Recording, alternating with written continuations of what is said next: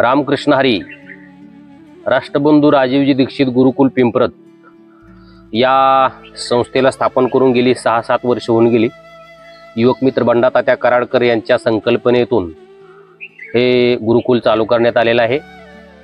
ह्या गुरुकुलची आपण बिल्डिंग पाहू शकता आणि परिसर, विशेष करून परिसर जरा अनिकेत परिसर दाखव की या ठिकाणी पाठीमागं आमच्या एका ठिकाणी हा वटवृक्ष आहे। म्हणजे या ठिकाणी आपलं काय म्हणायचं त्याला, वडाचं झाड, वडाच्या झाडाचे आपण या ठिकाणी 2 वटवृक्ष लावलेले आहेत। पाठीमाग विद्यार्थ्यांसाठी खास गायीची सेवा करण्यासाठी गोमातेचं म्हणजे गोपालनच आहे। तसेच या ठिकाणी आपलं स्वयंपाकाचं सगळं व्यवस्थित करण्यासाठी रूम आहेत पलीकड, आणि पलीकड देवळ आहे ते आपण पाठीमागच्या व्हिडिओमध्ये दाखवलं होतं। आम्रवृक्ष वगैरे आणि हॉस्टेल पण आहे, असं पाठीमागं वसतिगृह आहे। असे सुसज्ज असं एकदम जबरदस्त या ठिकाणी सिस्टीम तयार करण्यात आलेली आहे। आमच्या संस्थेचे अध्यक्ष माननीय गवळीगुरू आज रात्री मीटिंग झाली आमची, आणि आज खास त्यांना म्हणलं की बाबा आज आपण थोडीशी उद्याच्या येणाऱ्या भावी पिढीला की आपण काय बाबा दिलं पाहिजे या संदर्भात थोडीशी आपण लोकांपर्यंत एक बाईट घेऊन गेलं पाहिजे, किंवा आपलं जे काय इथं चालू आहे ते लोकांपर्यंत दिलं पाहिजे किंवा सांगितलं पाहिजे। मी प्रथमतः आमच्या अध्यक्ष गवळीगुरूंचे या ठिकाणी स्वागत करतो। रामकृष्ण हरी। रामकृष्ण हरी। या ठिकाणी मी गवळीगुरुजींना एक किती वर्ष झाली गुरु आपण अध्यक्ष आहात? अध्यक्ष किती वर्ष झाले आपण? 2 वर्ष। 2 वर्ष कालखंड झाला ह्यांच्या अध्यक्षपदाला। आणि विशेषतः गवळीगुरूंची ओळख करून द्यायचं तर ते उत्तम शिक्षक आहेत। त्यांनी एक संस्था उभारली, तयार केलेली आहे, आणि अक्षरशः ते त्यांच्या तोंडून सांगतील, एवढे काय मला जास्त माहिती नाही पण त्याच्या तोंडून सांगतील। आणि या ठिकाणी त्याच धर्तीवर त्यांच्या अनुभवातूनच या ठिकाणी गुरुकुलला मदत व्हावी, आणि ते संघटनेचे कार्यकर्ते पण आहेत। आणि बंडा तात्या कराडकर यांनी त्यांना या ठिकाणी ही जबाबदारी दिलेली आहे, आणि गेली 2 वर्ष ते अगदी अथक प्रयास करून व्यवस्थित अगदी ते पार पाडतायत। तर मी प्रथमतः त्यांना स्वतःचं जे आतापर्यंतचं आयुष्य आहे याच्याबद्दल थोडक्यात माहिती द्या, आणि मग आपल्या गुरुकुलविषयी थोडीशी माहिती द्या। रामकृष्ण हरी। माझं बालपण एका ग्रामीण भागामध्ये गेलेलं आहे, आणि शिक्षण माझं नगरच्या चांगल्या प्रख्यात भाऊसाहेब फरीद यासारख्या नामांकित अशा शिक्षण संस्थेमध्ये झालेलं आहे। आणि महाविद्यालयीन शिक्षण नगरच्या जिल्हा मराठा विद्याप्रसारकच्या new arts and commerce college या खूप मोठ्या नामांकित कॉलेजमध्ये झालेलं आहे। माझं शिक्षण चालू असताना मला खूप चांगल्या गुरूंकडून संस्काराचे धडे मिळाले, आणि शिक्षण पूर्ण झाल्यानंतर आपण कुठल्या क्षेत्रामध्ये पडायचं तर मला ग्रंथालयाची फार आवड असल्यामुळे मी पुण्याला जाऊन विद्यापीठामध्ये ग्रंथालय शास्त्राची पदवी प्राप्त केली, आणि श्रीगोंदा येथील श्री छत्रपती शिवाजी शिक्षण संस्थेच्या छत्रपती शिवाजी महाविद्यालयामध्ये ग्रंथपाल या पदावर मी गत 35 वर्ष सेवा करून सेवानिवृत्त झालेलो आहे। सेवानिवृत्तीनंतर या गुरुकुल शिक्षण संस्थेचे संस्थापक आणि व्यसनमुक्त युवक संघाचे आधारस्तंभ युवक मित्र बंडा तात्या कराडकर महाराजांनी या गुरुकुलची धुरा आमच्यावर सोपवलेली आहे, आणि स्थापनेपासूनही मागच्या विश्वस्त मंडळामध्ये सदस्य म्हणून मी काम केलेलं आहे, आणि यावेळेस पूर्ण अध्यक्षपदाची जबाबदारी महाराजांनी माझ्यावरती दिलेली आहे। तर मी माझ्या परीने या गुरुकुलचा कारभार कसा व्यवस्थित आणि या ठिकाणी एक चांगली पिढी घडवण्याच्या दृष्टीने प्रयत्न चाललेले आहेत। या गुरुकुळच्या स्थापनेमागील महत्त्वाची भूमिका म्हणजे आपली जी भारतीय संस्कृती आहे, या आपल्या भारतीय संस्कृतीला खूप मोठी उज्ज्वल परंपरा लाभलेली आहे. आपली जी प्राचीन विद्यापीठं होते त्या विद्यापीठामध्ये चाललेले शिक्षण आणि त्यावेळेसची विद्यार्थी घडवण्याची पद्धत ही कालोखामध्ये लुप्त झालेलं या शिक्षण पद्धतीला पुन्हा पुनर्जीवित करण्याचा हा छोटासा प्रयत्न चाललेला आहे. तर याला पूर्वीचे शिक्षण, आपल्या भारतीय संस्कृतीची जी प्राचीन शिक्षण पद्धती आणि आजची शिक्षण पद्धती यांची सांगड घालून एक नवीन गुरुकुलमधील विद्यार्थी घडवण्यासाठी एक फॉर्म्युला ठरवला आणि या माध्यमातून 2016 पासून या गुरुकुलची स्थापना करण्यात आलेली आहे. या गुरुकुलमध्ये आपलं जे प्रचलित माध्यमिक शिक्षण आहे 5वी ते 10वी अशा प्रकारची मान्यता घेऊन माध्यमिक शिक्षण मुलांना आपले शिक्षण क्रमाप्रमाणे दिलं जातच. या व्यतिरिक्त त्या मुलांना संस्कारक्षम बनवण्यासाठी जे आध्यात्मिक धडे हे शालेय कामकाजा व्यतिरिक्त वेळेमध्ये देण्याची व्यवस्था या ठिकाणी करण्यात आलेली आहे. त्याचबरोबर मुलांना सुदृढ बनवण्यासाठी त्यांचे वेगवेगळे क्रीडा प्रकार, त्यांची सांस्कृतिक गुणात्मक वाढ होण्यासाठी वेगवेगळ्या कलागुणांना वाव देण्यासाठी वेगवेगळ्या स्पर्धा, त्याचप्रमाणे त्यांना स्वबळावरती सक्षम बनवण्यासाठी त्यांना वेगवेगळे व्यवसायाचे धडे सुद्धा या ठिकाणी देण्याचा प्रयत्न करण्यात आलेला आहे. या ठिकाणी ज्याप्रमाणे औद्योगिक प्रशिक्षण संस्था असतात ITI सारख्या, तशा पद्धतीचे छोटे छोटे उपक्रम मुलांना 10वी पर्यंत अवगत व्हावेत. 10वी झालेला मुलगा बाहेर पडल्यानंतर तो कुठेही बेरोजगार राहू नये, तो स्वतःच्या पायावर उभा राहावा, अशा पद्धतीचंही त्याला या ठिकाणी प्रशिक्षण देण्याचा प्रयत्न करण्यात येतो. मुलांना या ठिकाणी शिक्षणाबरोबरच त्यांची शारीरिक प्रकृती आणि त्यांचा आहार विहार याबाबत सर्वच दृष्टीने त्यांच्याकडे लक्ष देण्यात आलेलं आहे. या ठिकाणी स्वतः महाराज त्यांच्या भोजनाची काळजी घेतात. त्यांना अतिशय सकस अशा प्रकारचं अन्न, गाईचं दूध आणि त्यांना गाईचं तूप वगैरे आहारामध्ये देऊन मुलांना कसं सुदृढ आणि सक्षम बनवण्याचा इथे प्रयत्न चाललेला आहे. या ठिकाणचा जो शिक्षक वर्ग आहे त्या शिक्षक वर्गाकडूनही त्यांना वेळोवेळी अवांतर उपक्रमामध्ये सहभागी होण्यासाठी त्यांना प्रवृत्त करण्यात येतं. वेगवेगळ्या स्पर्धा परीक्षांमध्ये त्या मुलांचा सहभाग नोंदवण्यात येतो आणि त्यांची स्पेशल तयारी पण करून घेण्यात येते.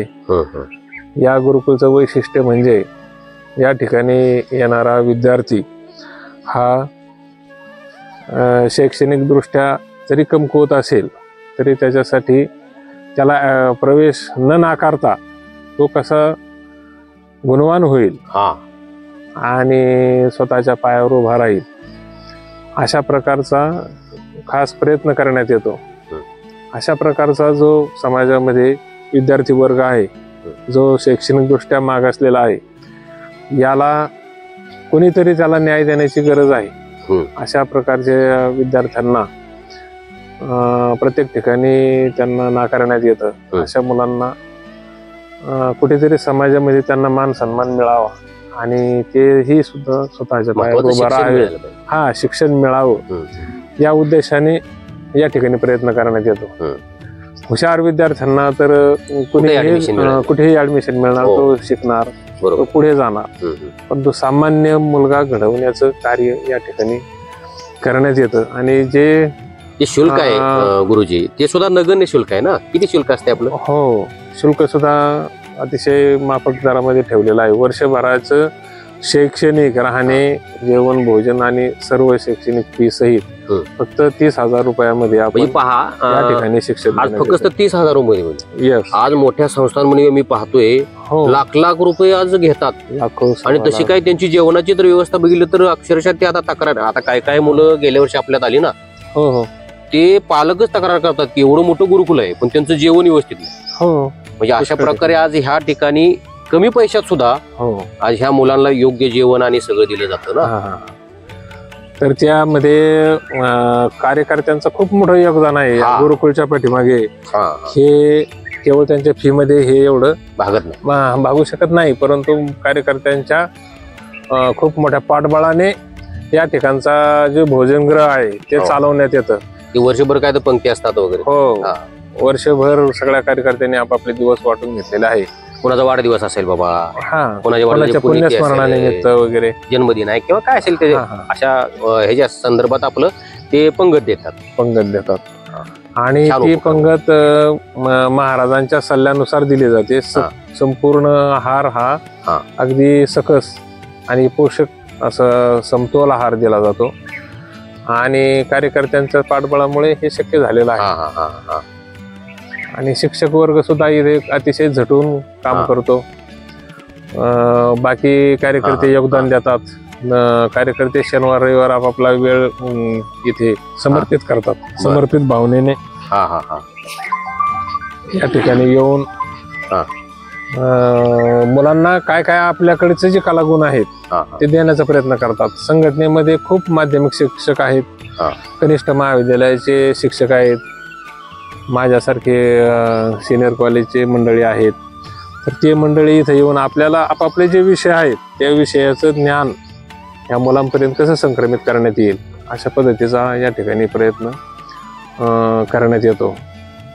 या शैक्षणिक वर्षाच्या प्रारंभी जी मीटिंग घेतली जाते कार्यकर्त्यांची, त्यामध्ये वर्षभराचं शेड्यूल प्रत्येक कार्यकर्ते ते रात्री meeting आपापला आपण- रविवार वाटून घेतात. हा. वर्षभराचे रविवार, आणि या ठिकाणी येऊन त्या रविवारी येऊन आपली सेवा समर्पित करतात.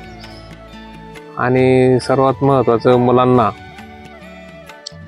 जे माध्यमिक शाळेच्या व्यतिरिक्त जे त्यांना ज्ञानदान करायचं आणि ते ज्ञानदान करणारे आणि त्यांच्यावर संस्कार घडवण्याची खूप मोठी जबाबदारी नितीन महाराज माने हे पाडत आहेत. त्यांच्या पाठबळामुळे आम्हाला खूप मोठा आधारस्तंभ इथे लाभलेला आहे. आणि त्यांच्याकडून त्यांची अशी धारणा आहे की या ठिकाणचं गुरुकुल हे एक प्रकारचं मॉडेल असावं आणि या ठिकाणून बाहेर पडलेला विद्यार्थी हा एक आदर्श नागरिक भारताचा निर्माण व्हावा अशा उद्देशाने प्रेरित होऊन अतिशय समर्पित भावनेने त्यांचं कार्य चाललेलं आहे.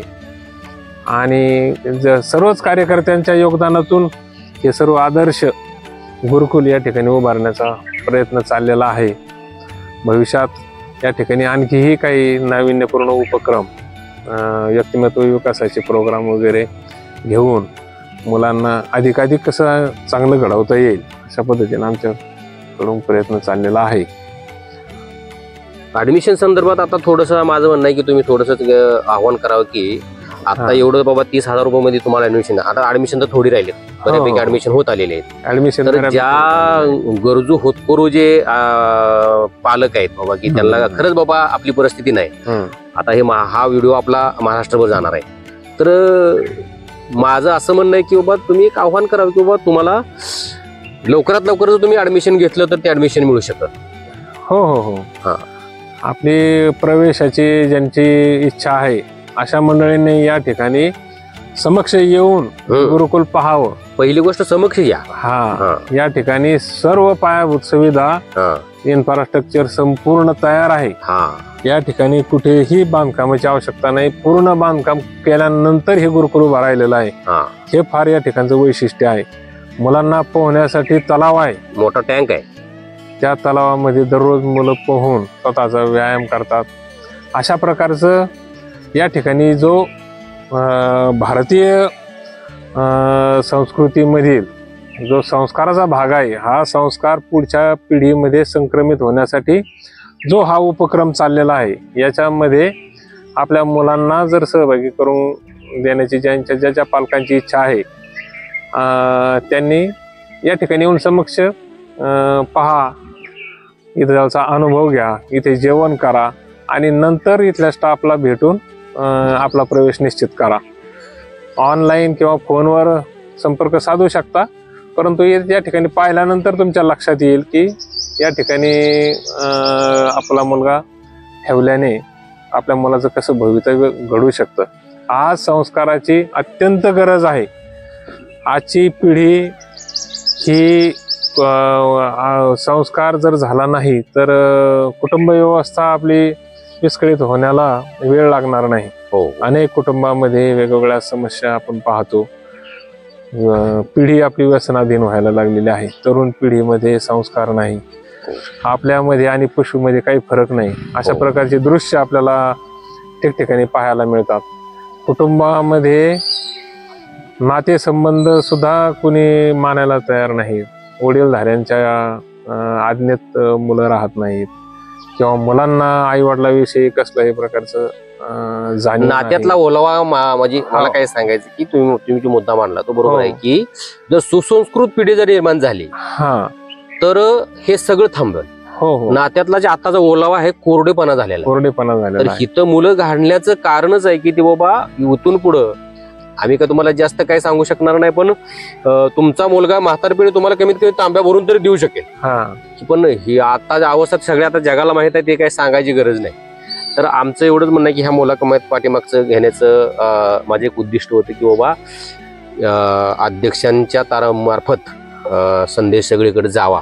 आणि विशेष म्हणजे अध्यक्ष हे बोलणारे नाहीत, पण मी आज त्याला आग्रह एवढा केलाय की नाही म्हणलं तुम्ही आज बोललंच पाहिजे म्हणलं. कारण कसं होतं, हे अध्यक्ष आहेत ते बोलणारे नाहीत, हे काम करणारे अध्यक्ष आहेत. कारण यांचा अनुभव आता बाहेर कोणाला जास्त नाही, पण आम्हाला अनुभव आम्ही अनुभवले सगळं. हे अगदी शिवज्योतचे आपले कधी संभाजी महाराजांची रॅलीचं काढणं असेल किंवा त्यांच्या आयुष्यातले बरेचसे प्रसंग त्यांनी काही तर मांडले नाही. गोसेवक इतके जबरदस्त गोसेवक आहे, स्वतःची छोटी गोसेवा स्वतः त्यांनी काही गोशाळा काढलेली आहे. म्हणजे जबरदस्त असं एक व्यक्तिमत्व या अध्यक्षपदाला लाभलेलं आहे.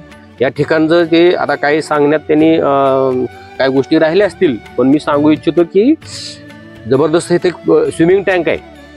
तुम्ही आल्यानंतर तुम्हाला दिसेल आम्रवृक्षाखाली इथं जबरदस्त अगदी जसं नालंदा विद्यापीठामध्ये शिक्षण चालायचं अक्षरशः सेम प्रतिकृती. माझं तर म्हणणं आहे की ते मला तर वाटतं की ते चाणक्यांचं जे स्वप्न अपुरं राहिलेलं असेल ते काही कारणास्तव आपण जन्म घेतला असेल ह्या जन्मामध्ये आणि ते चाणक्यांचं अपुरं राहिलेलं जे स्वप्न आहे ते पूर्ण करत असेल असं मला वाटतं की आमचे बंडा महाराज आम्हाला तर वाटतं चाणक्यच असतील असं एक आम्हाला एक वाटतंय बाबा की ते चाणक्य असतील, आम्ही त्यांचे शिष्य असो किंवा त्यांचे कार्यकर्ते असो. असं काही असू शकतं काय, म्हणजे निसर्गाची भगवंताची कृपा आहे सगळी ती. अशा प्रकारे तुम्ही या, तुम्ही आल्याशिवाय इथं काय करणार आहे. आणि मी तर म्हणतो पृथ्वी तलावाला हा स्वर्गच आहे. आतापर्यंतचा अनुभव की जो व्यक्ती इथं येतो तो अगदी थक्क होऊन जातो आणि म्हणतो काय वातावरण आहे. आज लोकांना ऑक्सिजन पार्क मध्ये जावं लागतं, बरोबर आहे ना गुरु? इथं ओरिजिनल ऑक्सिजन पार्क आहे. पाठीमागं तुम्ही पाहत असाल इथं या ठिकाणी वटवृक्ष मोठा जबरदस्त 2 वटवृक्ष लावलेले आहेत आमच्या कार्यकर्त्या स्मृती प्रित्यर्थ. गायी विशेष म्हणजे 24 तास ऑक्सिजन सोडणारी गायी इथं गोशाळा आहे. लिंबाची झाडं अक्षरशः अगदी लावल्यासारखी आलेली आहेत. म्हणजे 24 तास ऑक्सिजन चालू आहे.